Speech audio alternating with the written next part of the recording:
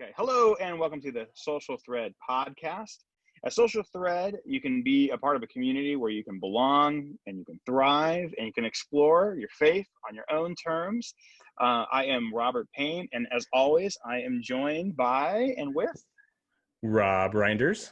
On today's episode, we're going to continue to talk about what it means to learn from other wisdom traditions. So, Rob, what do we mean by learning from other wisdom traditions?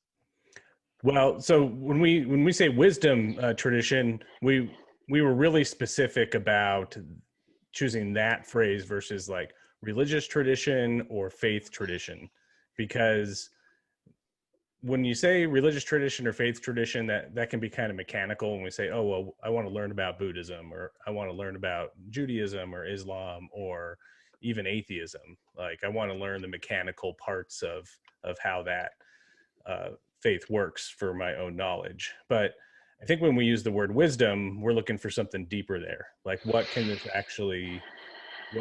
faith, what can this spiritual practice, or philosophy, truly teach me, and maybe even enhance my own faith or spiritual practice. So one of the things we strive for at Social Thread is not just the respect of everyone's journey of faith, but we want to embrace those journeys, even if they're different from ours.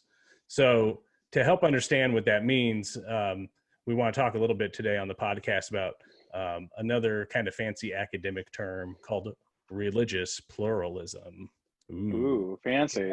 Yeah. But I think that's a helpful term. And we define religious pluralism as the healthy coexistence of multiple religious groups.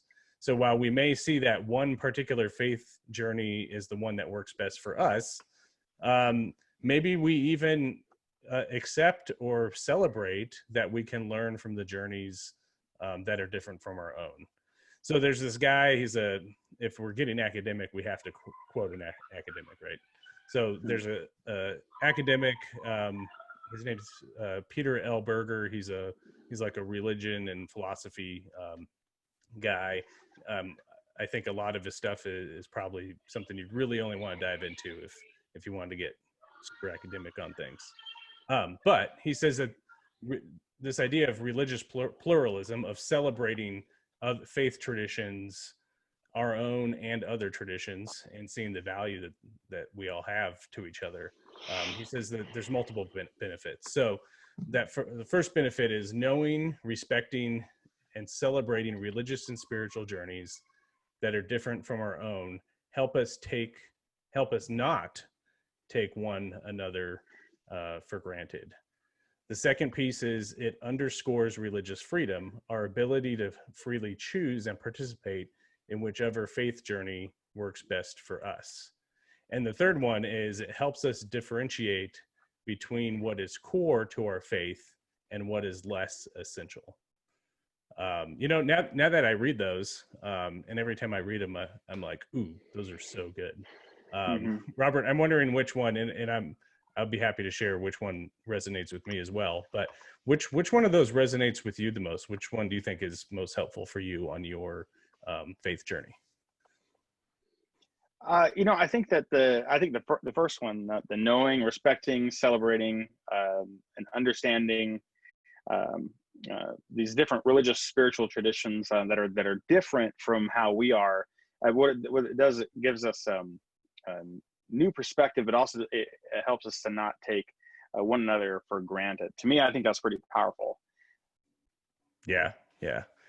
And I think for me, like I focus a lot on the one of that religious pluralism helps us differentiate between what is core to our faith and what is less essential.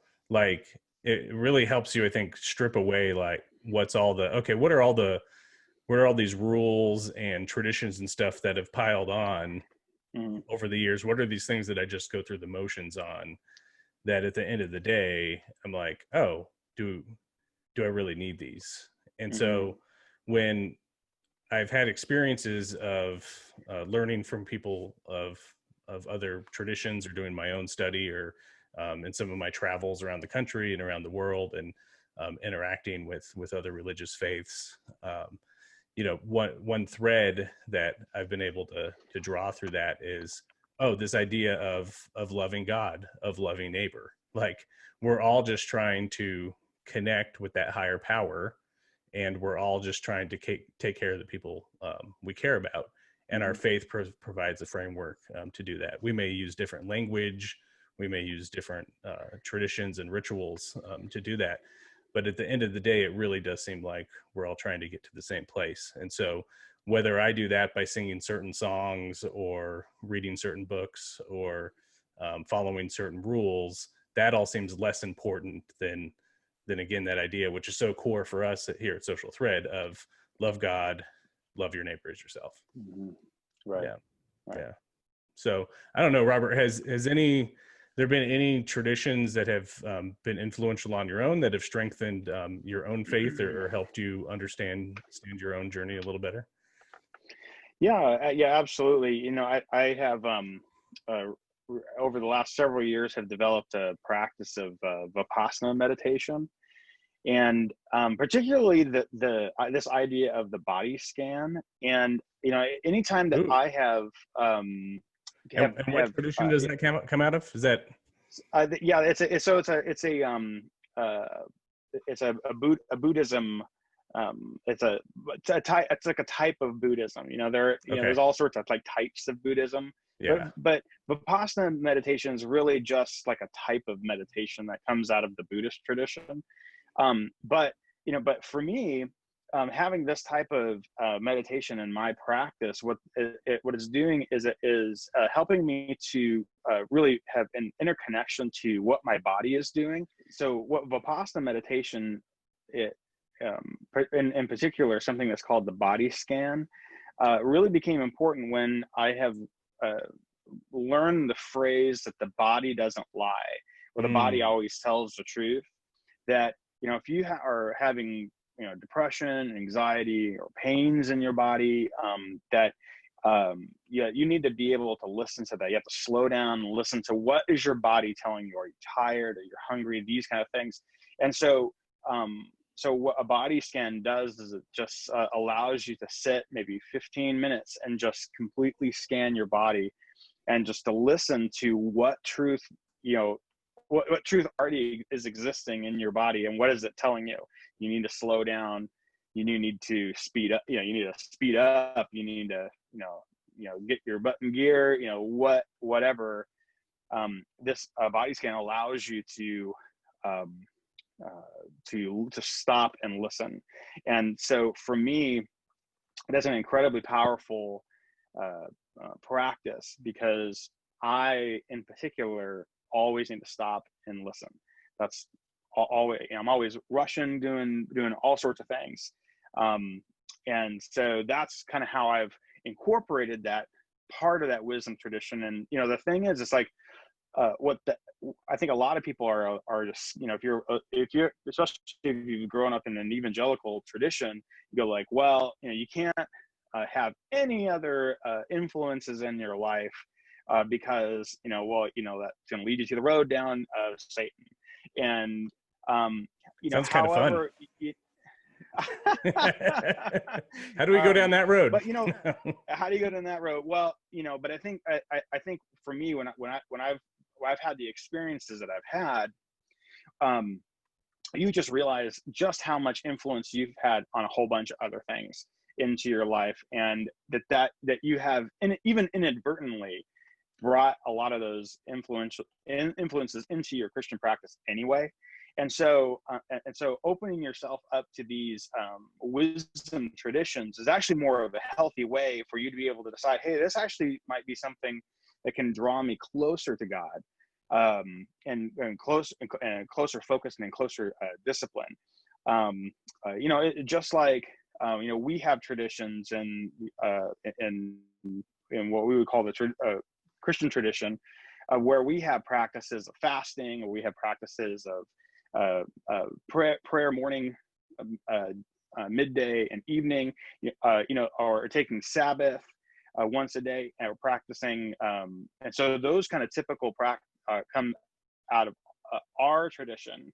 And sometimes we can just become numb to those traditions because we do them all the time. And so to work some new disciplines and some new traditions into your faith as a ritual, I think is really, really powerful. It just keeps it fresh, and to where you're not always going deeper and always exploring. Yeah, that's great. So I think if people want to take this seriously and explore this a little deeper, one of the things we would suggest is starting with some questions. What is core to your own faith or belief system? What is essential? What spiritual practices are you taking for granted right now? Where are you just going through the motions? Maybe how are your own core beliefs similar to those who may believe differently from you? We spend so much time trying to prove ourselves right against people who may not agree with us or practice differently from us. A great exercise is stopping and saying, you know what, instead of saying like, oh, how am I better? Or how does my practice better than that other tradition? How are they the same? What's similar? And if you don't know, it's a great time to pick up a couple books on a different religion, do some internet research. And we all have friends or family members who practice differently than we do. It's a great time to have a conversation with them about their own practice. Again, doing it to listen, not and learn and benefit from, not to disprove or discount that person's wisdom tradition. So so we just really want to challenge folks to do that. Step outside of your comfort zone, and I think you will find that your own faith will be better and stronger for it. Absolutely. Well, hey, if you're listening to this podcast for the first time and you want to get involved with Social Thread, want to explore your faith on your own terms, you're looking for a community to do that, just jump over to socialthread.org and click the Get Involved button, and we'll be in touch and get you involved in the community. If you're maybe outside of the Phoenix area, but you still want to be involved and support the nonprofit, you can, of course, go to socialthread.org/support and get involved that way. Hey, this was a great podcast episode, Rob. Thanks so much. As always, thank you, my friend, and take care, everybody.